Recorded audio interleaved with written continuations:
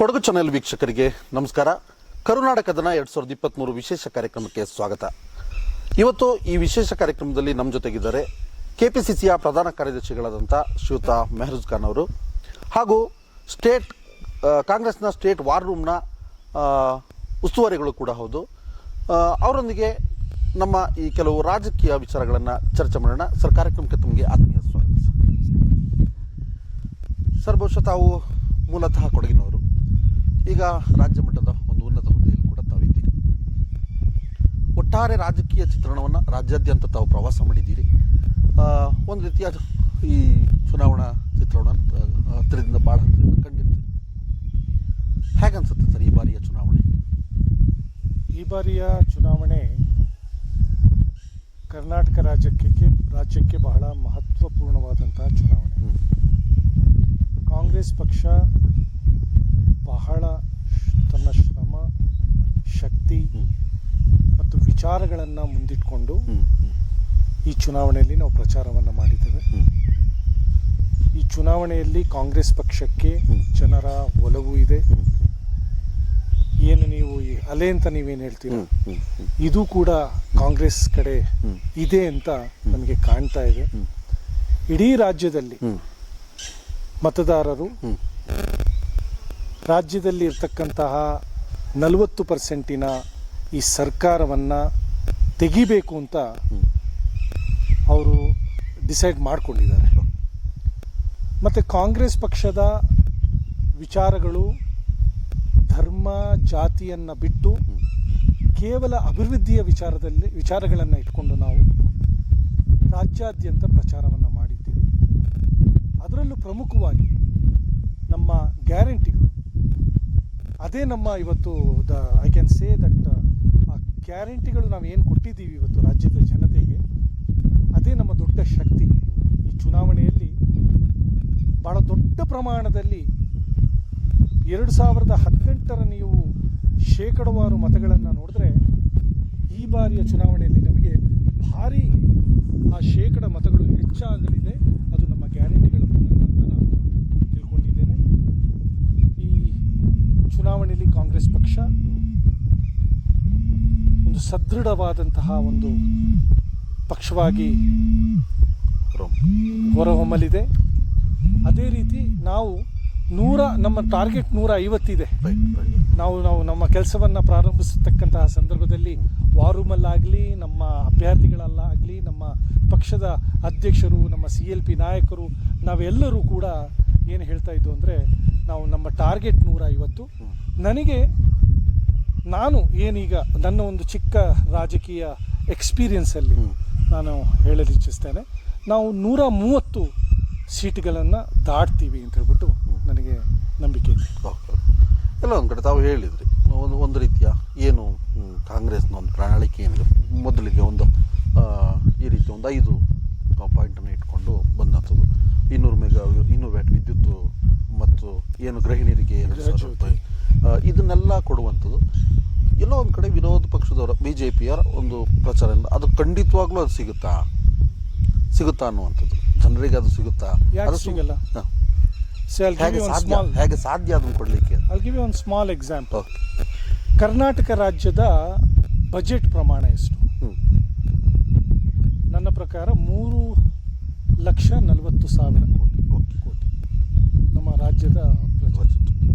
ಈಗ ನಾವು ಕೊಡ್ತಿರ್ತಕ್ಕಂತಹ ಈ ಗ್ಯಾರಂಟಿಗಳಿಗೆ ನಮಗೆ ಬೇಕಾಗಿರ್ತಕ್ಕಂತಹ ಹಣ 35,000 ಕೋಟಿ. ಅವರ್ ಸಿಂಪಲ್ ಕ್ಯಾಲ್ಕುಲೇಷನ್ ಇಸ್, ಇವತ್ತಿರ್ತಕ್ಕಂತಹ 40% ಸರ್ಕಾರ ಏನಿದೆ ರಾಜ್ಯದಲ್ಲಿ, ಇದನ್ನು ನಾವು ಸೋಲಿಸಿದ್ರೆ ಆ ಬಜೆಟ್ ಪ್ರಮಾಣ ನಮ್ದು ಏನಿದೆ ಅದರ ಶೇಕಡ 12% ಮಾತ್ರ ನಮಗೆ ಈ ಒಂದು ಗ್ಯಾರಂಟಿಗಳನ್ನು ಎಕ್ಸಿಕ್ಯೂಟ್ ಮಾಡೋಕ್ಕೆ, ಜನರಿಗೆ ತಲುಪಿಸೋಕ್ಕೆ ಆ ಹಣ ಸಾಕು. ಸೊ ನಾವು ಭ್ರಷ್ಟಾಚಾರವನ್ನು ನಿಲ್ಲಿಸ್ತೀವಿ. ಈ 40% ಏನು ಕಮಿಷನ್ ಇದೆ ಇದನ್ನು ನಿಲ್ಲಿಸ್ತೀವಿ. ಆ ಹಣವನ್ನು ನಾವು ಸದುಪಯೋಗಪಡಿಸ್ಕೊಳ್ತೀವಿ ನಮ್ಮ ಕಾರ್ಯಕ್ರಮಗಳಿಗೆ. This is our calculation. ಕರ್ನಾಟಕದಲ್ಲಿ ಮೋದಿ ಅಲೆ ಇರೋದ್ರಿಂದ ಇದೆಲ್ಲ ಸಾಧ್ಯನಾ ಅನ್ನುವಂಥದ್ದು. ಕರ್ನಾಟಕದಲ್ಲಿ ಎಲ್ಲಿದೆ ಮೋದಿ ಅಲೆ? ಮೋದಿ ಅಲೆ ನ್ಯಾಚುರಲ್ ಆಗಿ ಮೋದಿ ಅಲೆ ಇಲ್ಲ. ಇಟ್ ಈಸ್ ಮೋದಿ ಅಲೆನ ಕ್ರಿಯೇಟ್ ಮಾಡಿರೋದು ಕೆಲವು ಮಾಧ್ಯಮಗಳ ಮೂಲಕ, ಇವೆಂಟ್ ಮ್ಯಾನೇಜ್ಮೆಂಟ್ ಮಾಡುವ ಮೂಲಕ ಅವರ ಅಲೆಯನ್ನು ಜನರಿಗೆ ಇದೆ ಅಂತ ಹೇಳ್ಬಿಟ್ಟು ಕ್ರಿಯೇಟ್ ಮಾಡ್ತಿದ್ದಾರೆ. ನೀವು ಗ್ರಾಸ್ ರೂಟಲ್ಲಿ ಹಳ್ಳಿಗಳಲ್ಲಿ ಹೋಗಿ ಬೇರೆ ಬೇರೆ ಸ್ಥಳಗಳಿಗೆ ನೀವು ಹೋಗಿ ಜನರನ್ನ ನೀವು ಮಾತಾಡಿಸ್ಬೇಕಾದ್ರೆ ನಿಮ್ಗೆ ಗೊತ್ತಾಗ್ತದೆ ಅಲೆ ಯಾರ ಕಡೆ ಇದೆ ಅಂತ. ಇವತ್ತು ನಾನು ಈ ಗೃಹಲಕ್ಷ್ಮಿ ನಮ್ಮದು ಏನು ಕಾರ್ಯಕ್ರಮ ಇದೆ, ಈ ಕಾರ್ಯಕ್ರಮದ ಬಗ್ಗೆ ನಮ್ಮ ಅಭ್ಯರ್ಥಿಗಳು ಪ್ರಚಾರವನ್ನು ಮಾಡ್ತಿರ್ತಕ್ಕಂತಹ ಸಂದರ್ಭದಲ್ಲಿ ನಾವು ಈ ಗ್ಯಾರಂಟಿ ಕಾರ್ಡನ್ನು ವಿತರಿಸ್ತಿದ್ವು.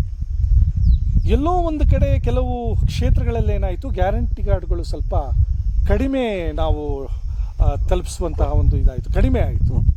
ಅಂತಹ ಸಂದರ್ಭದಲ್ಲಿ ಮಹಿಳೆಯರು ಫೋನ್ ಮಾಡಿ ನಮ್ಮ ಬ್ಲಾಕ್ ಅಧ್ಯಕ್ಷರುಗಳಿಗೆ, ಜಿಲ್ಲಾ ಅಧ್ಯಕ್ಷರುಗಳಿಗೆ, ನಮ್ಮ ವಾರ್ ರೂಮ್ಗೂ ಕೂಡ ನಮಗೆ ಫೋನ್ಗಳನ್ನು ಬರ್ತಾ ಇತ್ತು, ಇಂಥ ಜಾಗದಲ್ಲಿ ನಮಗೆ ಗ್ಯಾರಂಟಿ ಕಾರ್ಡ್ ಸಿಕ್ಕಿಲ್ಲ ಅಂತ. ಅಂತಹ ಉತ್ಸಾಹದಿಂದ ಮಹಿಳೆಯರು ಮುಂದೆ ಬಂದು ಆ ಗ್ಯಾರಂಟಿಗಳನ್ನ ಪಡಿತಕ್ಕಂಥ ಒಂದು ಕೆಲಸವನ್ನು ಮಾಡಿದ್ದಾರೆ. ಸೊ ನನಗೆ ಮಹಿಳೆಯರು ಮತ್ತು ಯುವಕರು ಈ ರಾಜ್ಯದಲ್ಲಿ ತೀರ್ಮಾನವನ್ನು ಮಾಡಿದ್ದಾರೆ. ಈ ಮೋದಿ ಅಲೆ, ಈ ಭಾರತೀಯ ಜನತಾ ಪಕ್ಷದ ಈ ಸುಳ್ಳು ಆಶ್ವಾಸನೆಗಳು, ವೆರಿ ಸಿಂಪಲ್ ಹೇಳ್ತೀನಿ, 2018ರಲ್ಲಿ ಏನೇನು ಇವರು ಆಶ್ವಾಸನೆಯನ್ನು ಕೊಟ್ಟಿದ್ರು ಭಾರತೀಯ ಜನತಾ ಪಕ್ಷದವರು, ಇವತ್ತು 90% ಆಶ್ವಾಸನೆಗಳನ್ನು ಅವರು ಇಂಪ್ಲಿಮೆಂಟ್ ಅವ್ರಿಗಿಂತ ಮಾಡೋಕ್ಕಾಗಿಲ್ಲ. ಬಟ್ ನಾವು 165 ಆಶ್ವಾಸನೆಗಳನ್ನು ಕೊಟ್ಟಿದ್ದು. ಆ 165 ಆಶ್ವಾಸನೆಗಳಲ್ಲಿ 160 ಆಶ್ವಾಸನೆಗಳನ್ನು ನಾವು ನೆರವೇರಿಸಿದೆ. ಆನ್ ರೆಕಾರ್ಡ್ ಇದೆ. ನಾವೇನೀಗ ಕೂತ್ಕೊಂಡು ನಾ ಬಾಯಲ್ಲಿ ಹೇಳ್ತಾ ಇಲ್ಲ, ಅಲ್ಲ ನಮ್ಮ ನಾಯಕರು ಏನು ಸುಮ್ಮನೆ ಭಾಷಣಗಳಲ್ಲಿ ಹೇಳ್ತಾ ಇಲ್ಲ. It is on record. ಸಿದ್ದರಾಮಯ್ಯನವರು ಮುಖ್ಯಮಂತ್ರಿ ಆಗಿರ್ತಕ್ಕಂತಹ ಸಂದರ್ಭದಲ್ಲಿ ಕಾಂಗ್ರೆಸ್ ಪಕ್ಷ ಏನು ಆಶ್ವಾಸನೆಗಳನ್ನು ಕೊಟ್ಟಿತ್ತು, ಆ ಆಶ್ವಾಸನೆಗಳನ್ನು 165ರಲ್ಲಿ 160 ಆಶ್ವಾಸನೆಗಳನ್ನು ನಾವು ಇಂಪ್ಲಿಮೆಂಟ್ ಮಾಡಿದ್ದೀವಿ. So we are confident. ನಾವು ಏನು ಜನರಿಗೆ ಆಶ್ವಾಸನೆಯನ್ನು ಕೊಡ್ತೀವಿ ಅದನ್ನು ನಾವು ಈಡೇರಿಸ್ತೀವಿ ಅಂತ ಹೇಳ್ತಕ್ಕಂತಹ ಒಂದು ಕಾನ್ಫಿಡೆನ್ಸ್ ನಮ್ಮಲ್ಲಿ ಇದೆ. ಸೊ ಈ ಏನು 5 ಗ್ಯಾರಂಟಿಗಳನ್ನು ನಾವು ಹೇಳಿದ್ದೀವಿ, ಇದು ಕೂಡ ನಾವು ಇಂಪ್ಲಿಮೆಂಟ್ ಮಾಡಿ ತೋರಿಸ್ತೀವಿ. ಸರಿ ಅಲ್ವ ಒಂದು ಕಡೆ ಈಗ ತಾವು ಕೂಡ ಅಲ್ಪಸಂಖ್ಯಾತ ಒಂದು ರೀತಿಯ ಆ ಒಂದು ಸಮಾಜಕ್ಕೆ ಒಂದು ಮುಖ್ಯವಾದ ನಾಯಕರಾಗಿದ್ದೀರಿ. ಸಂಪೂರ್ಣ ಅಲ್ಪಸಂಖ್ಯಾತರು ಕಾಂಗ್ರೆಸ್ ಪರ ಇದ್ದಾರಾ ಅಂತ ಪ್ರಸ್ತುತ ಸಂದರ್ಭದಲ್ಲಿ? ಇದ್ದಾರೆ. ಇವತ್ತು ನಾನು ರಾಜ್ಯ ಪ್ರವಾಸ ಮಾಡಿದೆ. ಕೇವಲ ಪಕ್ಷ ಸಂಘಟನೆ ವಿಚಾರದಲ್ಲಿ ಮಾತ್ರವಲ್ಲ, ವಿಶೇಷವಾಗಿ ನಾನು ಅಲ್ಪಸಂಖ್ಯಾತರ ಬುದ್ಧಿಜೀವಿಗಳೊಡನೆ, ಇನ್ಫ್ಲುಯೆನ್ಸರ್ಸ್ ಅಂತ ನಾವೇನು ಹೇಳ್ತೀವಿ, ಒಪಿನಿಯನ್ ಮೇಕರ್ಸ್ ಅಂತ ನಾವೇನು ಹೇಳ್ತೀವಿ, ಅವರೊಟ್ಟಿಗೆ ನಾನು ಕ್ಲೋಸ್ ಡೋರ್ ಮೀಟಿಂಗ್ಗಳನ್ನು ಮಾಡಿದ್ದೆ, ಅವರೊಟ್ಟಿಗೆ ಚರ್ಚೆಯನ್ನು ಮಾಡಿದ್ದೆ. ನನ್ನ ಪ್ರಕಾರ ಈ ಚುನಾವಣೆಯಲ್ಲಿ 90% 95% ಅಲ್ಪಸಂಖ್ಯಾತರು ಕಾಂಗ್ರೆಸ್ ಪಕ್ಷದೊಡನೆ ಇದ್ದಾರೆ. ಕಾಂಗ್ರೆಸ್ ಪಕ್ಷಕ್ಕೆ ಅವರು ಮತವನ್ನು ಚಲಾಯಿಸುತ್ತಾರೆ ಅಂತ ಹೇಳ್ತಕ್ಕಂಥ ಸಂಪೂರ್ಣವಾದಂಥ ಭರವಸೆ ನನಗೆ ಇದೆ. ಈಗ ಬಹುಶಃ JDSನಲ್ಲಿ CM ಇಬ್ರಾಹಿಂ ಅವರಿಗೆ ರಾಜ್ಯಾಧ್ಯಕ್ಷ ಸ್ಥಾನ ಕೊಟ್ಟಿರಲಿಲ್ಲವಾದರೆ ಅದು ಆ ಸಂಖ್ಯೆ ಇನ್ನಷ್ಟು ಜಾಸ್ತಿ ಆಗ್ತದೆ. ಅದರಿಂದ ಅಲ್ಪಸಂಖ್ಯಾತರ ಮತ ವಿಭಜನೆ ಆಗಲಿಕ್ಕೆ ಸಾಧ್ಯನಾ JDS ಮತ್ತು ಕಾಂಗ್ರೆಸ್ ನಡುವೆ? JDSನಲ್ಲಿ ಅವರಿಗೆ ರಾಜ್ಯಾಧ್ಯಕ್ಷ ಸ್ಥಾನವನ್ನು ಕೊಟ್ಟು ಅವ್ರನ್ನ ಯಾವ ರೀತಿಯಲ್ಲಿ ಪ್ರೊಜೆಕ್ಟ್ ಮಾಡ್ತಿದ್ದಾರೆ ಅಂತ ಸ್ವಲ್ಪ ಜನ ಅರ್ಥ ಮಾಡ್ಕೊಳ್ಬೇಕು. ಆ ಒಂದು ಅಧ್ಯಕ್ಷನ ಯಾವ ರೀತಿಯಲ್ಲಿ ಪ್ರೊಜೆಕ್ಟ್ ಮಾಡಬೇಕು ಆ ರೀತಿಯಲ್ಲಿ ಅವರಿಗೆ ಪ್ರೊಜೆಕ್ಟ್ ಮಾಡ್ತಿದ್ದಾರೆ. ಅವರು ಒಂದು ಹೆಸರಿಗಾಗಿ ಅವರಿಗೆ ಒಂದು ರಾಜ್ಯ ಸ್ಥಾನವನ್ನು ಕೊಟ್ಟಿದ್ದಾರೆ. ಯಾಕೆಂದರೆ ಅವರು ಏನೋ ಸ್ವಲ್ಪ ಚೆನ್ನಾಗಿ ಭಾಷಣ ಮಾಡ್ತಾರೆ, ಅವನು ಚೆನ್ನಾಗಿ ಭಾಷಣ ಮಾಡ್ತಾರೆ ಅಂತ ಅವರಿಗೆ ರಾಜ್ಯಾಧ್ಯಕ್ಷರ ಮಾಡಿದ್ದಾರೆ ಹೊರತು ಅವರ ಹಿಂದೆ ಅಲ್ಪಸಂಖ್ಯಾತರು ಇಲ್ಲ. ಇವತ್ತು ಅಲ್ಪಸಂಖ್ಯಾತರು ಕಾಂಗ್ರೆಸ್ ಪಕ್ಷದೊಡನೆ ಇದ್ದಾರೆ. ಇವತ್ತು ಈ ರಾಜ್ಯಕ್ಕೆ ಒಂದು ಶಾಂತಿ, ಸಹಬಾಳ್ವೆ ಮತ್ತು ಸೌಹಾರ್ದತೆಯಿಂದ ಇರ್ತಕ್ಕಂತಹ ಒಂದು ವಾತಾವರಣನ ನಾವು ನಿರ್ಮಾಣ ಮಾಡಬೇಕು. ಅದು ಕಾಂಗ್ರೆಸ್ ಪಕ್ಷದಿಂದ ಮಾತ್ರ ಸಾಧ್ಯ ಅಂತ ಅಲ್ಪಸಂಖ್ಯಾತರಿಗೂ ಗೊತ್ತಿದೆ. ಸೊ ಇವತ್ತು ನನಗೆ ಸಂಪೂರ್ಣ ವಿಶ್ವಾಸ ಇದೆ, ಯಾವುದೇ ಕಾರಣದಿಂದ JDS ಆಗಲಿ ಅಲ್ಲ CM ಇಬ್ರಾಹಿಂ ಆಗಲಿ ಅದು ಯಾವುದೇ ಇತರ ಪಕ್ಷಗಳಿಗೆ ಅಲ್ಪಸಂಖ್ಯಾತರ ಮತವನ್ನು ಕೊಡುವುದಿಲ್ಲ. ಇದರ ಮಾಹಿತಿ ನಮ್ಮ ಹತ್ರ ಇದೆ. We have reports. ಈಗ ಇಲ್ಲಿ ಒಂದು ಕಡೆ ಕುಮಾರಸ್ವಾಮಿ ಅವರು ತುಮಕೂರಲ್ಲಿ ಒಂದು ಹೇಳಿಕೆ ಕೊಡ್ತಾರೆ, ಸುಮಾರು ಈ ಬಾರಿಯ 40 ಕ್ಷೇತ್ರಗಳಲ್ಲಿ ನಾವು ಅಲ್ಪಸಂಖ್ಯಾತರಿಗೆ ಟಿಕೆಟನ್ನು ಕೊಡ್ತೀವಿ ಅನ್ನೋಂಥದ್ದು. ಬಹುಶಃ ಅದರ ಸಂಖ್ಯೆ ಕಡಿಮೆ ಇರ್ಬೋದು, ಆದರೂ ಕೂಡ ನುಡಿದಂತೆ ಅವರು ಕೆಲವು ಕ್ಷೇತ್ರಗಳಲ್ಲಿ ಅಲ್ಪಸಂಖ್ಯಾತರಿಗೆ ಕೊಟ್ಟಿರ್ತಾರೆ. 40 ಯಾಕೆ, ಅವರು 80 ಕ್ಷೇತ್ರದಲ್ಲಿ ಬೇಕಾದ್ರೆ ಕೊಡ್ತಾರೆ. ಗೆಲ್ಸ್ತಾರ, ಗೆಲ್ಲಕ್ಕಾಗ್ತದೆ, ಹೆಸರಿಗೆ ಕೊಡ್ತಿರೋದು. ಅವ್ರು ಯಾರಿಗೆ ಅವರು ಟಿಕೆಟ್ ಅನ್ನು ಕೊಟ್ಟಿದ್ದಾರೆ, ಈಗ 40 ಕ್ಯಾಂಡಿಡೇಟ್ಸ್ ಅಂತ ಏನು ಹೇಳ್ತಾರೆ, ಅವ್ರೇನೋ ಒಂದು 1,000, 2,000, 3,000 ತಗೊಳ್ತಕ್ಕಂಥ ಕ್ಯಾಂಡಿಡೇಟ್ಸ್ ಇದ್ದಾರೆ. ನೀವು ಹೆಸರಿಗಾಗಿ ಅಲ್ಪಸಂಖ್ಯಾತರಿಗೆ ಟಿಕೆಟ್ ಕೊಟ್ಟು ಏನು ಪ್ರಯೋಜನ? 40 ನೀವು 80 ಕೊಡ್ಬೋದು. ನೀವು ಅಲ್ಪಸಂಖ್ಯಾತರಿಗೆ ನಿಜವಾಗಿ ನಿಮ್ಮ ಮೇಲೆ ಅವರ ಮೇಲೆ ಕಾಳಜಿ ಇದ್ದರೆ ನೀವು ಒಂದು ಕೆಲಸ ಮಾಡಿ, ರಾಮನಗರಲ್ಲಿ ಮತ್ತು ಚನ್ನಪಟ್ಟಣದಲ್ಲಿ ಅಲ್ಪಸಂಖ್ಯಾತರಿಗೆ ಟಿಕೆಟನ್ನು ಕೊಟ್ಟು ಗೆಲ್ಲಿಸಿ. ನೀವು ಅಲ್ಪಸಂಖ್ಯಾತರ ಮೇಲೆ ಕಾಳಜಿ. ಕಾಳಜಿ. 40 ಸೀಟ್ ಬೇಡ, 2 ಸೀಟ್ ಕೊಡಿ ನೀವು ಸಾಕು. 2 ಸೀಟ್ ರಾಮನಗರ್ ಮತ್ತು ಚನ್ನಪಟ್ಟಣದಲ್ಲಿ ಕೊಟ್ಟು ನೀವು ಗೆಲ್ಲಿಸಿ. ಆವಾಗ ನಾವು ಹೇಳ್ತೀವಿ ನೀವು ಅಲ್ಪಸಂಖ್ಯಾತರ ಒಟ್ಟಿಗಿದ್ದೀರಾ ಅಂತ ಹೇಳ್ಬಿಟ್ಟು. ಈಗ 40 ಸೀಟು 50 ಸೀಟು ಗೆಲ್ಲಕ್ಕಾಗಲ್ಲ, ಹೆಸರಿಗಾಗಿ ಕೊಟ್ಬಿಡೋದು. ಓಕೆ, ಅದೇ ರೀತಿ ಈಗ ಒಟ್ಟಾರೆಯಾಗಿ JDS ಅಲ್ಲಿ ಈ ರೀತಿ ಕೆಲವು ಅಲ್ಪಸಂಖ್ಯಾತರಿಗೆ ಮಣೆ ಹಾಕಿರೋದ್ರಿಂದ ಒಂದು ಕಡೆ, ಮತ್ತೊಂದು ಕಡೆ SDPI ಕೂಡ ಬಹುಶಃ ಈಗ ಒಂದು ರೀತಿಯಲ್ಲಿ ಕೆಲವು ಕ್ಷೇತ್ರಗಳಲ್ಲಿ ಅಭ್ಯರ್ಥಿಗಳನ್ನು ಹಾಕಿದ್ದಾರೆ. ಹಾಗಾಗಿ ಒಂದು ರೀತಿಯಲ್ಲಿ ಕಾಂಗ್ರೆಸ್ಸಿಗೆ ಬರುವಂತಹ ಅಲ್ಪಸಂಖ್ಯಾತರ ಮತಗಳು ವಿಭಜನೆ ಆಗ್ಬೋದಾ? ಅಲ್ಲೆಲ್ಲೋ 2023ರ ಈ ವಿಧಾನಸಭಾ ಚುನಾವಣೆಯಲ್ಲಿ ಯಾವುದೇ ಕಾರಣದಿಂದ ಅಲ್ಪಸಂಖ್ಯಾತರ ಮತಗಳು ವಿಭಜನೆ ಆಗ್ತಾ ಇಲ್ಲ. ನೀವು SDPI ಬಗ್ಗೆ ಮಾತಾಡಿದ್ರಿ. ನಾನು ಮಡಿಕೇರಿಯಲ್ಲಿ ಇವತ್ತಿದ್ದೀನಿ. ನಾನು ಹಲವಾರು ನನ್ನ ಅಲ್ಪಸಂಖ್ಯಾತರ ಮಿತ್ರರೊಡನೆ, ಕಾರ್ಯಕರ್ತರೊಡನೆ, ಮತದಾರರೊಡನೆ ನಾನು ಮಾತನಾಡಿದೆ. ಇವತ್ತು ಅದೇನೋ ಅವ್ರು ಹೇಳ್ತಾರೆ, ಯಾವುದೋ ಒಂದು ರಾಜಕೀಯ ಪಕ್ಷಕ್ಕೆ ಬೆಂಬಲವನ್ನು ಕೊಡುವಂತಹ ರೀತಿಯಲ್ಲಿ ಅವರೆಲ್ಲ ಸ್ಪರ್ಧೆ ಮಾಡಿದ್ದಾರೆ ಅಂತ ಆ ಮಾಹಿತಿ ಇವತ್ತು ಹೊರಗೆ ಬಂದಿದೆ. ನಾನು ಅದ್ರ ಬಗ್ಗೆ ಹೆಚ್ಚು ಮಾತನಾಡೋಣ. ನಾನು ಇಷ್ಟೇ ಹೇಳಬಲ್ಲೆ, ಯಾವುದೇ ಕಾರಣದಿಂದ ಅಲ್ಪಸಂಖ್ಯಾತರ ಮತ ವಿಭಜನೆ ಆಗುವುದಿಲ್ಲ. SDPI ಆಗಲಿ, MIM ಆಗಲಿ, JDS ಆಗಲಿ ಅವರೊಡನೆ ಇವತ್ತು ಅಲ್ಪಸಂಖ್ಯಾತರು ಇಲ್ಲ. ಇವತ್ತು ಕಾಂಗ್ರೆಸ್ ಪಕ್ಷದ ಕಾರ್ಯಕ್ರಮ, ಕಾಂಗ್ರೆಸ್ ಪಕ್ಷದ ಒಳ್ಳೆಯ ಯೋಜನೆಗಳು ಮತ್ತು ಯೋಚನೆಗಳು, ಇದರ ಕಡೆ ಅಲ್ಪಸಂಖ್ಯಾತರು, ನಾಟ್ ಓನ್ಲಿ ಅಲ್ಪಸಂಖ್ಯಾತರು, ಎಲ್ಲ ಜಾತಿ ಧರ್ಮ ಸಮುದಾಯದವರು ಇವತ್ತು ಕಾಂಗ್ರೆಸ್ ಪಕ್ಷದೊಡನೆ ಇದ್ದಾರೆ. ಓಕೆ ವೀಕ್ಷಕರೇ, ನಾವು ಇವತ್ತಿನ ಈ ಕರ್ನಾಟಕದ 2023 ವಿಶೇಷ ಕಾರ್ಯಕ್ರಮದಲ್ಲಿ KPCCಯ ಪ್ರಧಾನ ಕಾರ್ಯದರ್ಶಿಗಳಾದ ಶ್ರೀಯುತ ಮೆಹರೂಜ್ ಖಾನ್ ಅವರೊಂದಿಗೆ ಮಾತುಕತೆಯನ್ನು ಮುಂದುವರಿಸೋಣ ಒಂದು ಸಣ್ಣ ಬ್ರೇಕ್ ನಂತರ.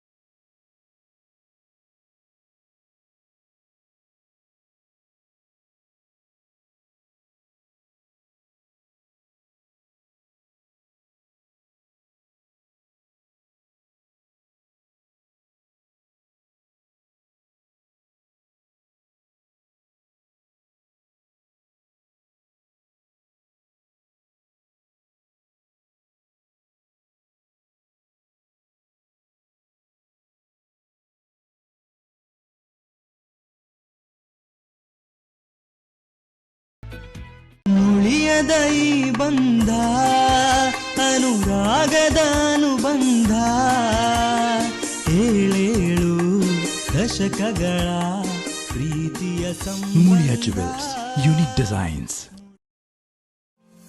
Shakti Residential School and College, Shaktinagar, Mangaluru. CBSE curriculum located in a serene environment 4 acres from the city life, 2.5 kilometers away from Nantur Junction. World-class amenities that help providing joy of learning, shaping personality to face the reality of life. Value-based teaching and emphasis on discipline. Shakti PU College has science and commerce streams along with integrated coaching to prepare students for competitive examinations. A well-stocked library, furnished labs, spacious auditorium, clean and hygienic food, separate fully furnished hostel for boys and girls is available. Learning to create choices, our motto, is reflected in every act of our students and teachers. For admissions, please contact 0824 2230 452 9686 000046.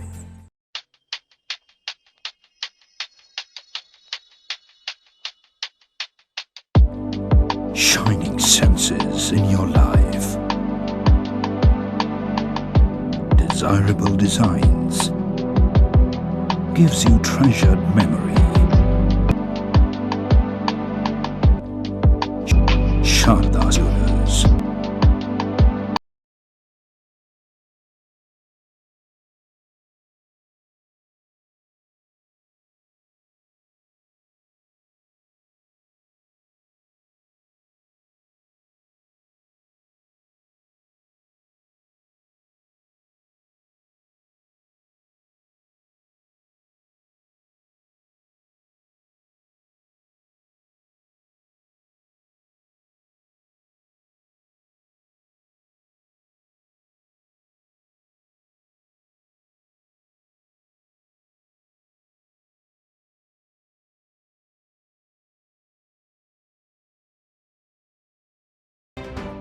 ಅರೆ ಸಿಕ್ಕವರೆಲ್ಲ ಕೊಡ್ತಿದ್ದಾರೆ loan loan loan, ಮತ್ತೆ ಆತ ಈತ ಎಲ್ರಿಗೂ ಬೇಕು loan loan loan.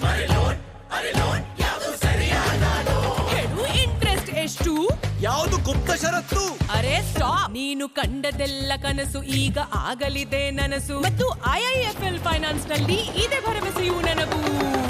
Gold ನಿಂದ ಹಿಡಿದು business, personal ನಿಂದ ಹಿಡಿದು ಹೋಮ್, ಪ್ರತಿ ಅಗತ್ಯಕ್ಕೂ ಸಿಗುತ್ತೆ ಲೋನ್. IIFL ಫೈನಾನ್ಸ್ ಹೇಳುತ್ತೆ ನಿಜವಾದ ಮಾತು.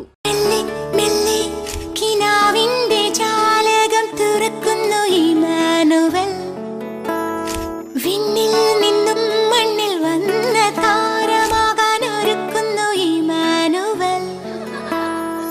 അഴകു നെയ്യും ഈ പുടവകളിൽ ആയിരം കനവായി ഇമ്മാനുവൽ.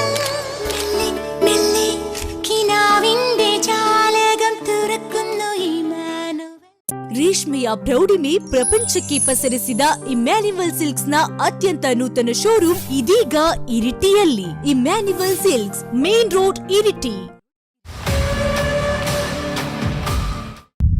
ಒಂದು ಬ್ರೇಕ್ ನಂತರ ಮತ್ತೆ ಕರ್ನಾಟಕದ 2023 ವಿಶೇಷ ಕಾರ್ಯಕ್ರಮಕ್ಕೆ ಸ್ವಾಗತ. ಇವತ್ತು ನಾವು ಕಾಂಗ್ರೆಸ್ನ ಸ್ಟೇಟ್ ವಾರ್ ರೂಮ್ನ ಇನ್ಚಾರ್ಜ್ ಆಗಿರುವಂಥ ಹಾಗೂ KPCCಯ ಪ್ರಧಾನ ಕಾರ್ಯದರ್ಶಿಗಳಾಗಿರುವಂಥ ಮೆಹರೂದ್ ಖಾನ್ ಅವರೊಂದಿಗೆ ಮಾತುಕತೆಯನ್ನು ನಡೆಸ್ತಾ ಇದ್ದರು. ಸ್ವಲ್ಪ ವರ್ಷ ನಾವು ಮಾತಾಡ್ತಾ ಇದ್ವಿ, ತಾನೇ ತಾವು ಮಾತಾಡ್ತಾ ಹೇಳಿದ್ವಿ, ಕಾಂಗ್ರೆಸ್ಗೆ ಎಲ್ಲ ಜನಾಂಗ, ಎಲ್ಲ ವರ್ಗ, ಎಲ್ಲ ಜನಾಂಗ, ಅಲ್ಪಸಂಖ್ಯಾತರು ಮಾತಲ್ಲ, ಎಲ್ಲ ಜನಾಂಗದಿಂದ ಈ ಬಾರಿ ಕಾಂಗ್ರೆಸ್ಗೆ ಬೆಂಬಲ ಇದೆ. ಈ 40% ಸರ್ಕಾರವನ್ನು ತೊಲಗಿಸುವಂಥ ಒಂದು ಉದ್ದೇಶದಲ್ಲಿ ಈ ಸಲ ಎಲ್ಲರೂ ಕೂಡ ಬೆಂಬಲಿಸಲಿದ್ದಾರೆ ಅನ್ನುವಂಥದ್ದು ಹೇಳಿದರು. ಪದೇ ಪದೇ ಬಹುಶಃ ಕಾಂಗ್ರೆಸ್ಸಿಗರು, ವಿರೋಧ ಪಕ್ಷದವರು, ಒಂದು ರೀತಿಯ JDS, ಕಾಂಗ್ರೆಸ್ಸು ಎರಡೂ ಕೂಡ ಆಡಳಿತ ಪಕ್ಷವಾದ BJP ಮೇಲೆ 40% ಆರೋಪವನ್ನು ಹೊರಿಸ್ತಾರೆ. ಈ 40% ಆರೋಪ ಅಂದರೆ ಹೇಗೆ ಸರ್, ಅದು ಏನದು? 40% ಆರೋಪ ಮಾತ್ರವಲ್ಲ, ಅದು ನಿಜವಾಗಿ ಈ ರಾಜ್ಯದಲ್ಲಿ ಭಾರತೀಯ ಜನತಾ ಪಕ್ಷದ ಸರ್ಕಾರದಿಂದ ನಡೀತಿರ್ತಕ್ಕಂತಹ ಒಂದು ಕೃತ್ಯ ಅಂತ ಹೇಳ್ತೀನಿ. ಉದಾಹರಣೆ ನಾನು ಮಡಿಕೇರಿದೆ ನಿಮ್ಗೆ ಕೊಡ್ತೀನಿ. ಈಗ 40% ಏನು ಅಂತ ನೀವು ಕೇಳಿದ್ರಿ. 40% ಮಡಿಕೇರಿಯಲ್ಲಿ ಇರ್ತಕ್ಕಂತಹ ಜಿಲ್ಲಾಧಿಕಾರಿಗಳ ಕಚೇರಿಯ ಗೋಡೆ ಏನು ಬಿದ್ದಿದೆಯಲ್ಲ, ಅದೇ 40%. ಇಲ್ಲಿಯ ಶಾಸಕರು ಆ 40% ಕಮಿಷನ್ ಅನ್ನ ತಗೊಂಡ ಕಾರಣನೇ, ಮತ್ತೆ ರಾಜ್ಯದಲ್ಲಿ ಭಾರತೀಯ ಜನತಾ ಪಕ್ಷದ ಹಲವಾರು ಮಂತ್ರಿಗಳಾಗ್ಲಿ ಇಲಾಖೆಗಳಲ್ಲಿ ಇವತ್ತು ನಡೀತಿರ್ತಕ್ಕಂತಹ 40% ಏನು ಭ್ರಷ್ಟಾಚಾರ ನಡೀತಾ ಇದೆ, ಅದರಲ್ಲಿ ನಿಮಗೆ ಗುತ್ತಿಗೆದಾರರ ಸಂಘದ ಅಧ್ಯಕ್ಷರೇ ನೇರವಾಗಿ ಪ್ರಧಾನಮಂತ್ರಿಗಳಿಗೆ ಪತ್ರವನ್ನು ಬರೆದಿದ್ದಾರೆ, ನೇರವಾಗಿ ಅವರು ಕಂಪ್ಲೇಂಟನ್ನು ಕೊಟ್ಟಿದ್ದಾರೆ, ನೇರವಾಗಿ ಪತ್ರಿಕೆಗೆ ಹೇಳಿದ್ದಾರೆ. PSI ಹಗರಣ ಇರ್ಬೋದು, ಮೊಟ್ಟೆ ಹಗರಣ ಇರ್ಬೋದು, ಇದೇ 40% ಭ್ರಷ್ಟಾಚಾರದ ಸರ್ಕಾರ, ಇದೇ 40%. ಕೊಡಗಿನ ಜಿಲ್ಲಾಧಿಕಾರಿಗಳ ಕಚೇರಿಯ ಗೋಡೆ ಬಿತ್ತಲ್ಲ, ಅದೇ 40%. ಓಕೆ ಸರ್, ಈಗ ಕೊಡಗಿನ ರಾಜಕಾರಣಕ್ಕೆ ಬರೋದ್ರೆ ಎಲ್ಲೊಂದು ಕಡೆ ಕೊಡಗಿನಲ್ಲೂ ಕೂಡ ಬಹಳಷ್ಟು ವಿರೋಧಗಳು ಕೇಳಿಬಂತು. ಅವತ್ತಿನ ಸಂದರ್ಭದಲ್ಲಿ ಸಿದ್ದರಾಮಯ್ಯನವರು ಕೂಡ ಇಲ್ಲಿಗೆ ಭೇಟಿ ಮಾಡಿರ್ತಾರೆ. ಅವತ್ತಿನ ಬಹಳ ಕೆಲವು ಘಟನೆಗಳೆಲ್ಲ ನಡೆಯುವಂಥದ್ದು, ಚರ್ಚೆಗಳಾಗ್ತವೆ, ಆರೋಪ ಪ್ರತ್ಯಾರೋಪಗಳು ಬರ್ತದೆ. ಇರಲಿ, ಆದರೂ ಕೂಡ ಕೊಡಗಿನಲ್ಲಿ ಈ ಬಾರಿ ಎಲ್ಲೋ ಒಂದು ಕಡೆ ಸುಮಾರು 25 ವರ್ಷಗಳಿಂದ ಈ ಕ್ಷೇತ್ರ, ಮಡಿಕೇರಿ ಕ್ಷೇತ್ರದಲ್ಲಿ ಅಪ್ಪಚ್ಚುರಂಜನ್ ಅವರು BJPಯಲ್ಲಿ ಒಂದು ಆರಿಸಿ ಬಂದಿದ್ದಾರೆ. ಮತ್ತು ವಿರಾಜಪೇಟೆ ಕ್ಷೇತ್ರದಲ್ಲಿ ಬೋಪಯ್ಯನವರು ಕೂಡ ಬಹುಶಃ ಒಂದು 15-14 ಬಾರಿಗೆ ಅವರು ಕೂಡ ಆಯ್ಕೆಯಾಗಿದ್ದಾರೆ. ಈ ಬಾರಿ ಎರಡೂ ಹೊಸ ಮುಖಗಳನ್ನು ಕಾಂಗ್ರೆಸ್ನಿಂದ ಈ ಕ್ಷೇತ್ರಕ್ಕೆ ತಂದರು. ಒಂದು ಮಡಿಕೇರಿ ಕ್ಷೇತ್ರ ಮಂತ್ರಗೌಡರು ಹಾಗೂ ವಿರಾಜಪೇಟೆ ಕ್ಷೇತ್ರದ ನಮ್ಮ KK ಪುತ್ರ ಅಂತ ಪೊನ್ನಣ್ಣ ಅವರು. ಇಲ್ಲಿಯ ಈ ಎರಡು ಅಭ್ಯರ್ಥಿಗಳ ಬಗ್ಗೆ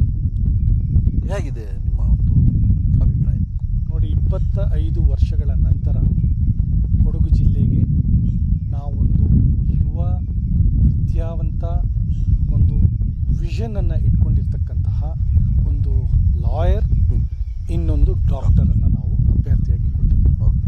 ಇವರು ಕೇವಲ ಅಭ್ಯರ್ಥಿ ಅಲ್ಲ, ಕೊಡಗಿನ ಜನತೆ ಇವತ್ತು ಅರ್ಥ ಮಾಡ್ಕೊಳ್ಬೇಕು, ಇವರು ಕೊಡಗಿನ ಆಶಾ ಕಿರಣ, ಇವರು ಕೊಡಗಿನ ಹೊಸ ಆಶಾ ಕಿರಣ.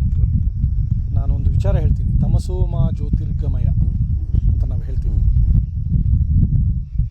ಅಭಿವೃದ್ಧಿ ಆಗದೆ ಕತ್ತಲಲ್ಲಿದ್ದಂತಹ ಕೊಡಗನ್ನ ಇವತ್ತು ಅಭಿವೃದ್ಧಿ ಆಗ್ತಕ್ಕಂತಹ ಬೆಳಕಿಗೆ ತೆಗೆದುಕೊಂಡು ಹೋಗ್ತಿರ್ತಕ್ಕಂತಹ ಎರಡು ಆಶಾ ಕಿರಣ ನಮ್ಮ ಅಭ್ಯರ್ಥಿಗಳು.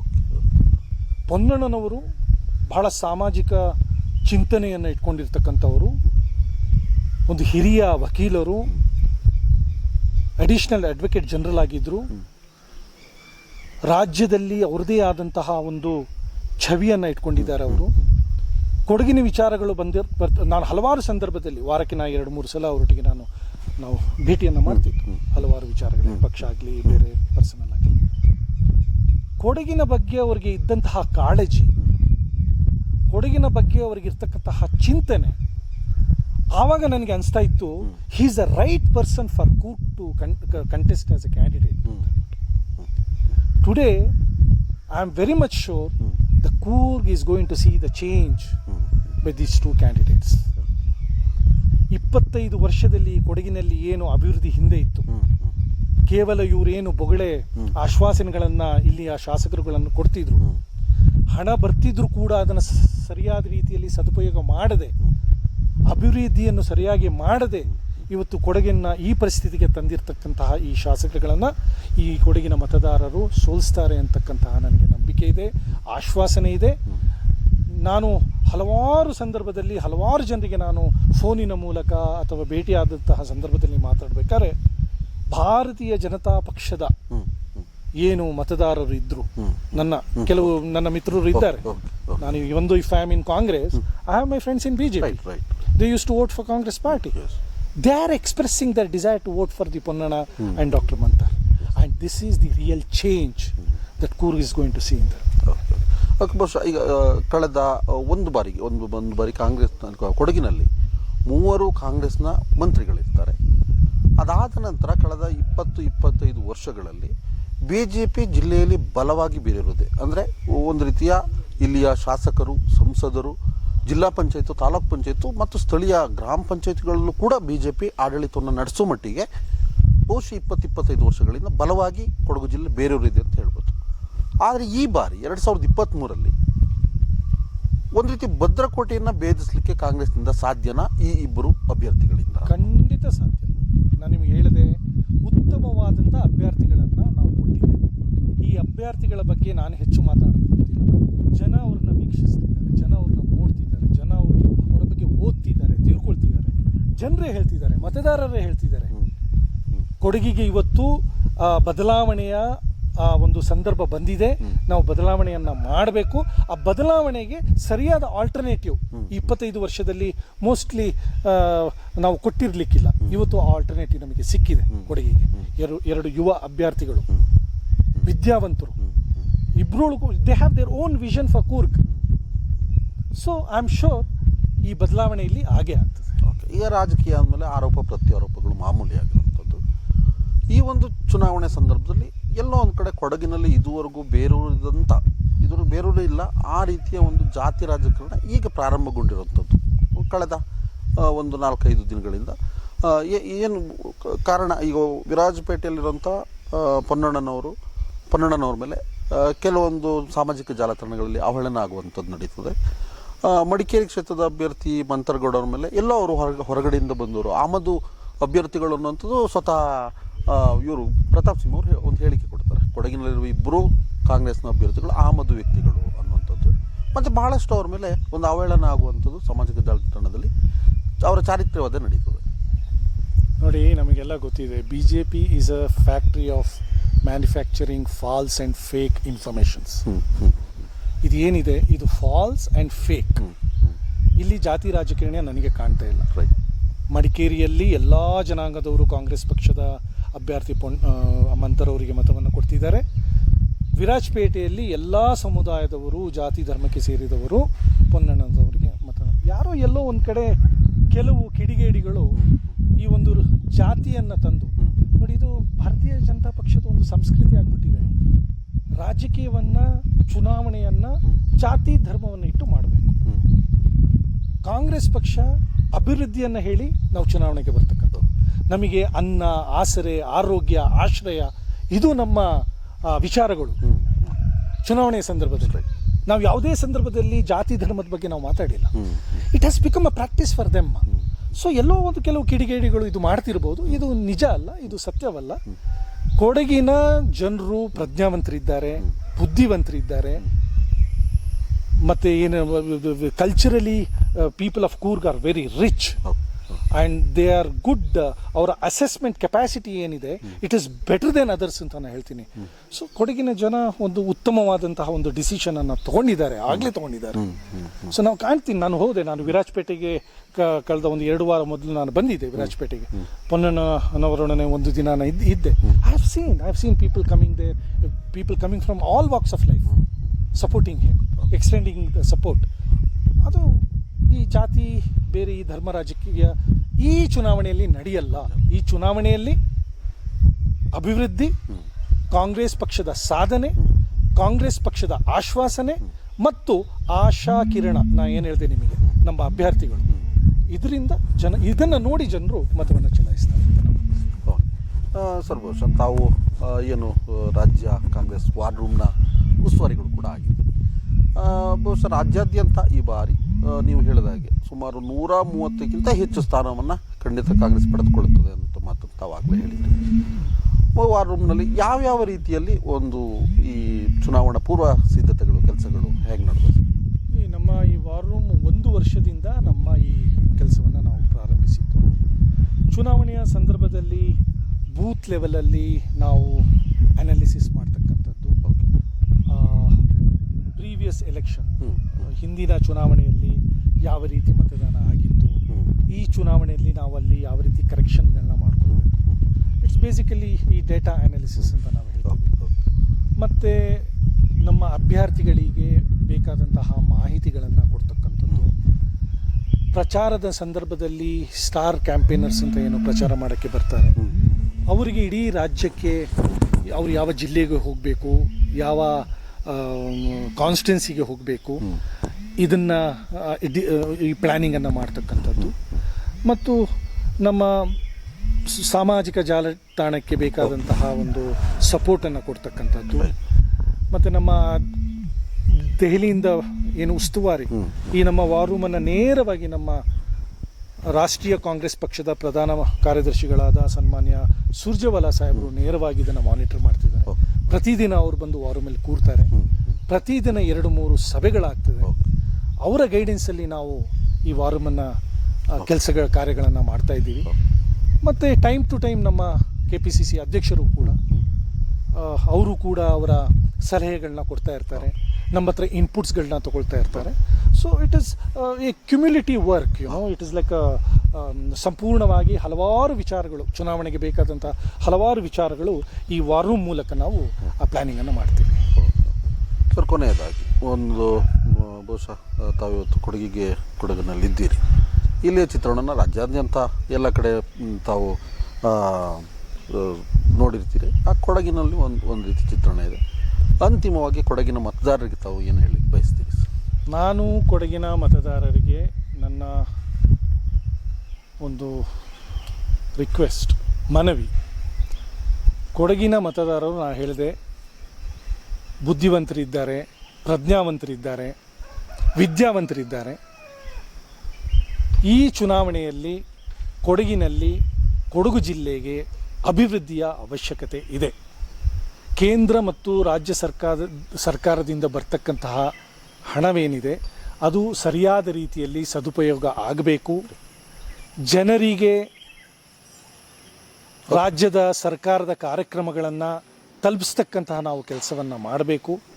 ಇದು ಕಾರ್ಯಗತ ಆಗಬೇಕಾದರೆ ತಾವು ಕೊಡಗಿನ ಜನತೆ ಕಾಂಗ್ರೆಸ್ ಪಕ್ಷಕ್ಕೆ ಮತವನ್ನು ಕೊಡಬೇಕು. ಅದರಲ್ಲೂ ಪ್ರಮುಖವಾಗಿ ನಾವು ನೀಡಿರ್ತಕ್ಕಂತಹ 2 ಅಭ್ಯರ್ಥಿಗಳು, they are the best candidates ಅಂತ ನಾನು ಹೇಳ್ತೀನಿ ಇವತ್ತು. ಸೊ ಆ ಕ್ಯಾಂಡಿಡೇಟ್ಸ್ಗಳ ಬಗ್ಗೆ ನೀವು ಅರ್ಥ ಮಾಡ್ಕೊಳ್ಳಿ. ಅವರ ಏನು ವಿಚಾರಗಳ ಬಗ್ಗೆ ಅರ್ಥ ಮಾಡಿಕೊಂಡು ತಾವು ಮತವನ್ನು ಚಲಾಯಿಸಬೇಕು. ಇವತ್ತು ಕೊಡಗಿಗೆ 2 ಉತ್ತಮವಾದ ಶಾಸಕರ ಅವಶ್ಯಕತೆ ಇದೆ, ಉತ್ತಮ ಆಡಳಿತದ ಅವಶ್ಯಕತೆ ಇದೆ. ನಾನು ಭಾವಿಸ್ಕೊಂಡಿದ್ದೀನಿ ಕೊಡಗಿನ ಮತದಾರರು ಕಾಂಗ್ರೆಸ್ ಪಕ್ಷಕ್ಕೆ ಬೆಂಬಲಿಸಿ ಅವರ ಫ್ಯೂಚರ್ ಏನಿದೆ, ಕೊಡಗಿನ ಫ್ಯೂಚರ್ ಏನಿದೆ, ಬೆಟರ್ಮೆಂಟ್ ಆ್ಯಂಡ್ ಡೆವಲಪ್ಮೆಂಟ್ ಬಗ್ಗೆ ಅವರೊಂದು ಸರಿಯಾದಂತಹ ನಿರ್ಧಾರವನ್ನು ತಗೊಳ್ತಾರೆ ಅಂತ ನನ್ನ ಎಲ್ಲ ನಂಬಿಕೆ ನನಗಿದೆ. ಸರ್, ನಾವೀಗ ಮಾತಾಡ್ತಾ ಇದ್ದು ಕೊಡಗಿನ ರಾಜಕಾರಣದಲ್ಲಿ ತಾವು ಹೇಳಿದ್ರಿ ಖಂಡಿತವಾಗ್ಲೂ 2 ಕ್ಷೇತ್ರದ ಅಭ್ಯರ್ಥಿಗಳು ಅವ್ರ ಮೇಲೆ ಇಲ್ಲಿ ಜಿಲ್ಲೆಯ ಜನತೆ ಒಲವಿದೆ, ಖಂಡಿತ ಗೆಲುವು ಸಾಧ್ಯ ಆಗ್ತದೆ ಅಂತ.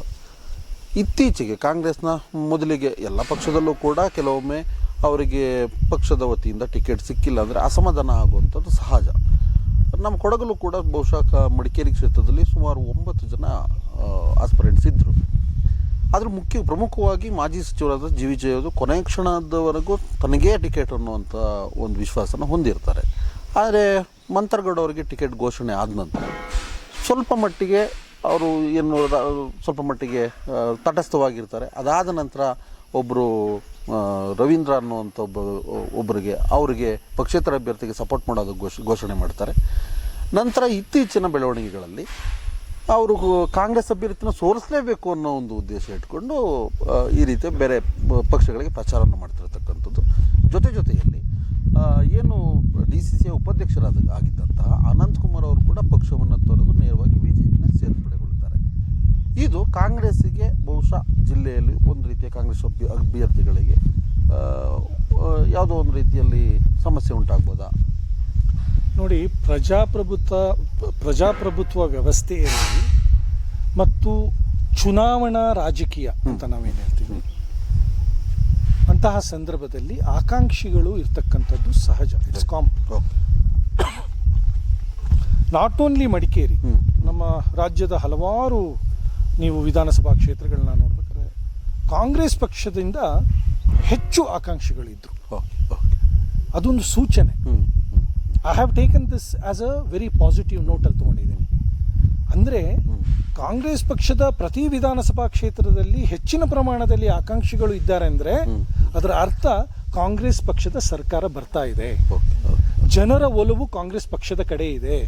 ಅದಕ್ಕಾಗಿ ಅವರ ಬೆಂಬಲಿಗರು ಅವರಿಗೆ ನೀವು ಕೂಡ ಅಪ್ಲಿಕೇಶನ್ ಅನ್ನು ಹಾಕಿ, ನೀವು ಕೂಡ ಚುನಾವಣೆಗೆ ನಿಲ್ಲಿ ಅಂತ ಹೇಳ್ಬಿಟ್ಟು ಅವರು ಹೇಳ್ತಿದ್ದಾರೆ. ಅದರ ಅರ್ಥ ನಮ್ಮ ಸರ್ಕಾರ ಬರ್ತಾ ಇದೆ. ಇದು ಒಂದು. ಮತ್ತೆ ಈ ಟಿಕೆಟ್ ಸೆಲೆಕ್ಷನ್ ಪ್ರೋಸೆಸ್ ಏನಿದೆ, ಇದೊಂದು ಟ್ರಾನ್ಸ್ಪರೆಂಟ್ ಆಗಿ ಇದು ನಡೀತದೆ. ಒಂದು ರಾಜಕೀಯ ಪಕ್ಷ ಅಂತ ಹೇಳ್ಬೇಕಾದ್ರೆ ಅದೊಂದು ಪ್ರೋಸೆಸ್ ಇರ್ತದೆ. ಒಂದು ಕಮಿಟಿ KPCC ಲೆವೆಲಲ್ಲಿ ಇರ್ತದೆ, ಇನ್ನೊಂದು ಕಮಿಟಿ ACC ಲೆವೆಲಲ್ಲಿ ಇರ್ತದೆ. ಅದಕ್ಕೊಂದು ಪ್ರೊಸೀಜರ್ ಇದೆ. ಆ ಪ್ರೊಸೀಜರ್ ಪ್ರಕಾರ ನಾವು ಸೆಲೆಕ್ಷನನ್ನು ಮಾಡ್ತೀವಿ. ಆಕಾಂಕ್ಷಿಗಳು ಸೆಲೆಕ್ಷನ್ ಆಗುವವರೆಗೆ ಅವರು ಆಕಾಂಕ್ಷಿಗಳಾಗಿರ್ತಕ್ಕಂಥದ್ದು ಸಹಜ. ಒಂದು ಅಭ್ಯರ್ಥಿಗೆ ನಾವು ಟಿಕೆಟನ್ನು ಕೊಟ್ಟ ನಂತರ ಒಂದು ಪಕ್ಷದ ಶಿಸ್ತಿನ ಸಿಪಾಯಿಗಳಾಗಿ ಮತ್ತು ನಾವು ಏನು ಈ ಕಾಂಗ್ರೆಸ್ ಪಕ್ಷದಲ್ಲಿ ಸೈದ್ಧಾಂತಿಕವಾಗಿ ನಾವು ಏನು ಒಪ್ಕೊಂಡು ನಮ್ಮ ಸಿದ್ಧಾಂತವನ್ನು ಒಪ್ಕೊಂಡು ಜನಸೇವೆಯನ್ನು ಮಾಡಬೇಕು ಅಂತ ನಾವು ಏನು ಮನಸ್ಸಲ್ಲಿ ಇಟ್ಕೊಂಡು ನಾವು ಈ ಕಾಂಗ್ರೆಸ್ ಪಕ್ಷದಲ್ಲಿ ಇದ್ದು ನಾವು ಕೂಡ ಚುನಾವಣೆ ನಿಲ್ಲಬೇಕು ಅಂತ ಏನು ಮನಸ್ಸು ಮಾಡ್ಕೊಂಡಿರ್ತಾರೆ, ಒಂದು ಅಭ್ಯರ್ಥಿಗೆ ನಾವು ಅಭ್ಯರ್ಥಿಯಿಂದ ಘೋಷಣೆ ಮಾಡಿದ ಮೇಲೆ ಅವನ ಅವನ ಸಿದ್ಧಾಂತ ಇರ್ತದೆ, ಆ ಸಿದ್ಧಾಂತವನ್ನು ಕಾಂಪ್ರಮೈಸ್ ಮಾಡಲ್ಲ. ಯಾರಿಗೆ ಈ ಸಿದ್ಧಾಂತದ ಮೇಲೆ ಅಷ್ಟು ನಂಬಿಕೆ ಇರಲ್ಲ ಅಥವಾ ಎಲ್ಲೋ ಒಂದು ಕಡೆ ವಿರೋಧ ಪಕ್ಷದವರು ಏನೋ ಅವರಿಗೆ ಆಶ್ವಾಸನೆಗಳನ್ನು ಕೊಟ್ಟಿರ್ಬೋದು, ಅದು ಯಾವ ರೀತಿಯ ಆಶ್ವಾಸನೆ ನಮ್ಗೆ ಗೊತ್ತಿರೋದಿಲ್ಲ. ಎಲ್ಲೋ ಒಂದು ಕಡೆ ಏನೋ ಒಂದು ಆಶ್ವಾಸನೆಗಳನ್ನು ಕೊಟ್ಟಿರ್ಬೋದು, ಆಮಿಷಗಳನ್ನು ಕೊಟ್ಟಿರ್ಬೋದು ಕೆಲವು ಸಂದರ್ಭದಲ್ಲಿ. ಅಂಥ ಸಂದರ್ಭದಲ್ಲಿ ಇಂಥವ್ರು ಹೋಗ್ತಕ್ಕಂಥದ್ದು ಸಹಜ. ಇದರಿಂದ ಯಾವುದೇ 0% ಎಫೆಕ್ಟ್, ನಮಗಿದು 0% ಎಫೆಕ್ಟ್. ಕೊಡಗಿನಲ್ಲಿ ನಮಗೆ ಯಾವುದೇ ರೀತಿಯ ಏನು ಹೇಳ್ತೀವಿ ನಾವು ಪಕ್ಷದ ಒಳಗಾಗಲಿ ಅಥವಾ ಪಕ್ಷದ ಹೊರಗೆ ಆಗಲಿ ನಮಗೆ we don't have any kind of opposition or rebellion. ನಾ ಹೇಳ್ತಿದ್ದೀನಲ್ಲ, ಜನ ನಮ್ಮೊಟ್ಟಿಗಿದ್ದಾರೆ, ಕಾರ್ಯಕರ್ತರು ನಮ್ಮೊಟ್ಟಿಗಿದ್ದಾರೆ. 1-2 ನಾಯಕರು ಸ್ವಾರ್ಥಕ್ಕಾಗಿ ಪಕ್ಷವನ್ನು ಬಿಟ್ಟು ಹೋಗಿರ್ಬೋದು ಅಥವಾ ಇತರ ಪಕ್ಷಗಳಿಗೆ ಬೆಂಬಲಿಸ್ತಕ್ಕಂಥ ಕೆಲಸವನ್ನು ಮಾಡ್ತಿರ್ಬೋದು. ಅದರಿಂದ ನಮಗೆ ಯಾವುದೇ ಎಫೆಕ್ಟ್ ಆಗುತ್ತಿಲ್ಲ. ಕೊಡಗಿನಲ್ಲಿ ಮಡಿಕೇರಿ ಕ್ಷೇತ್ರದ BJP ಅಭ್ಯರ್ಥಿ ಹೇಳ್ತಾರೆ, ಬಹುಶಃ ಜಿ ವಿ ಜಯವರು ಈಗ ಏನು ತಟಸ್ಥವಾಗಿರೋದ್ರಿಂದ ಅಥವಾ ಬೇರೆ 2 ಪಕ್ಷಗಳಿಗೆ ಸಪೋರ್ಟ್ ಮಾಡ್ತಿರೋದ್ರಿಂದ ನಾವು ಇದುವರೆಗೂ 30,000 ಓಟ್ಗಳಲ್ಲಿ ಗೆಲ್ತೀವಿ ಅನ್ನುವಂಥ ಮಾತನ್ನು ಹೇಳ್ತಿದ್ರು. ಈಗ ಒಂದು 40,000 ಓಟ್ಗಿಂತ ಹೆಚ್ಚಿನ ಓಟ್ ಮತಗಳನ್ನ ತಗೊಂಡು ಗೆಲ್ತೀವಿ ಅನ್ನುವಂಥದ್ದು ಹೇಳ್ತಿದ್ರು. ಹಾಗಿದ್ದರೆ ಇದು ಜಿ ವಿ ಜಯವರು ಕಾಂಗ್ರೆಸ್ಸಿಗೆ ಬಂದಾಗ ಕಾಂಗ್ರೆಸ್ಗೆ ಲಾಭ ಆಗಿರ್ತದೆ ಅನ್ನುವಂಥ ಮಾತನ್ನು ಬಹುಶಃ ಜಿಲ್ಲಾ ಕಾಂಗ್ರೆಸ್ ಸಮಿತಿ ಕೂಡ ಹೇಳಿಕೆ ಕೊಟ್ಟಿದೆ. ಜಿ ವಿ ಜಿಯವರು ಕಾಂಗ್ರೆಸ್ ಸೇರ್ಪಡೆ ಆದಾಗ ನಮಗೆ ಅವರಿಂದ ಲಾಭ ಆಗಿದೆ. ಆದರೆ ಅವರು ಬಿಟ್ಟು ಹೋದಾಗ ಅದು ಒಂದು ರೀತಿಯಲ್ಲಿ ಕಾಂಗ್ರೆಸ್ಗೆ ಹೊಡೆತ. ಜಿ ವಿಜಯನವರು ಕಾಂಗ್ರೆಸ್ಸಿಗೆ ಸೇರಿದಂತಹ ಸಂದರ್ಭದಲ್ಲಿ ಅವರೊಟ್ಟಿಗೆ ಇದ್ದವರು ಸೈದ್ಧಾಂತಿಕವಾಗಿ ಕಾಂಗ್ರೆಸ್ ಪಕ್ಷದ ಸಿದ್ಧಾಂತವನ್ನು ಒಪ್ಕೊಂಡಿದ್ರು. ಅವರೊಟ್ಟಿಗಿದ್ದವರು, ಅವರ ಹಿಂದೆ ಇದ್ದವರು. ಆದರೆ ಇವತ್ತು ನನಗೆ ಸರಿಯಾದ ಮಾಹಿತಿ ಇಲ್ಲ, ಆದರೆ ಎಲ್ಲೋ ಹೇಳ್ತಿದ್ರು ಅವರು ಬಿಜೆಪಿಗೆ ಏನೋ ಬೆಂಬಲ ಕೊಡ್ತಿದ್ದಾರೆ, ಏನೋ ಬೆಂಬಲ ಕೊಡ್ತಿದ್ದಾರೆ ಅಂತ. ಅವಾಗ ಅವರ ಅನುಯಾಯಿಗಳು ಸೈದ್ಧಾಂತಿಕವಾಗಿ ಕಾಂಗ್ರೆಸ್ ಅಲ್ಲಿ ಇರಬೇಕಾದ್ರೆ ಇವರು ಬಿಜೆಪಿಗೆ ಬೆಂಬಲವನ್ನು ಘೋಷಿಸಬೇಕಾದ್ರೆ ಅವ್ರು ಯಾಕೆ ಸಪೋರ್ಟ್ ಮಾಡ್ತಾರೆ? ಸೊ ನನ್ನ ಪ್ರಕಾರ ಇದೇನು ಇವರು 40,000 ಮತಗಳಿಂದ ಗೆಲ್ತಾರೆ ಅಂತ ಹೇಳ್ತಿದ್ದಾರೆ, 40,000 ಮತಗಳಿಂದ ಸೋಲ್ತಾರೆ ಇವರು. ಓಕೆ ವೀಕ್ಷಕರೇ, ಇದುವರೆಗೆ ನಮ್ಮ KPCCಯ ಪ್ರಧಾನ ಕಾರ್ಯದರ್ಶಿಗಳು ಮತ್ತು ಕಾಂಗ್ರೆಸ್ನ ರಾಜ್ಯ ವಾರ್ ರೂಮ್ನ ಉಸ್ತುವಾರಿಗಳಾದಂಥ ಮೆಹರೂಜ್ ಖಾನ್ ಅವರೊಂದಿಗೆ ನಾವು ರಾಜಕೀಯ ವಿಚಾರಗಳನ್ನು ಚರ್ಚೆಯನ್ನು ನಡೆಸಿದ್ವಿ. ಬಹುಶಃ ಚುನಾವಣೆ ಸಂದರ್ಭದಲ್ಲಿ ಭಾಳಷ್ಟು ಬ್ಯುಸಿ ಇರ್ತಾರೆ ಅವರು, ಆದರೂ ಕೂಡ ಒಂದು ಬಿಡುವು ಮಾಡಿಕೊಂಡು ನಮ್ಮೊಂದಿಗೆ ಇದುವರೆಗೂ ಈ ಚರ್ಚೆಯಲ್ಲಿ ಪಾಲ್ಗೊಂಡಿದ್ದಾರೆ. ಸರ್, ನಿಮ್ಮ ಮುಂದಿನ ರಾಜಕೀಯ ಭವಿಷ್ಯ ಉಜ್ವಲವಾಗಿರಲಿ, ಮತ್ತಷ್ಟು ರಾಜಕೀಯ ಕ್ಷೇತ್ರದಲ್ಲಿ ತಮಗೆ ಅವಕಾಶಗಳು ಸಿಗಲಿ ಅಂತ ಕೊಡಗು ಚಾನಲ್ ಮೂಲಕ ತಮಗೆ ಶುಭ ಹಾರೈಸ್ತೇನೆ. ಇಷ್ಟು ಹೊತ್ತು ನಮ್ಮೊಂದಿಗೆ ಚರ್ಚೆ ನಡೆಸೋಕ್ಕೆ ತಮಗೆ ಕೊಡಗು ಚಾನಲ್ ವೀಕ್ಷಕರ ಪರವಾಗಿ ಧನ್ಯವಾದಗಳು. ಓಕೆ ವೀಕ್ಷಕರೇ, ಮತ್ತೊಬ್ಬ ವ್ಯಕ್ತಿಯೊಂದಿಗೆ ಮತ್ತೊಂದು ಸಂಚಿಕೆಯಲ್ಲಿ ಭೇಟಿ ಮಾಡೋಣ. ಕಾವೇರಿ ನಾಡಿನ ಸಮಗ್ರ ಸುದ್ದಿ ಹಾಗೂ ಮಾಹಿತಿಗಾಗಿ ನೋಡ್ತಾ ಇರಿ ಕೊಡಗು ಚಾನಲ್. ವಂದನೆಗಳು.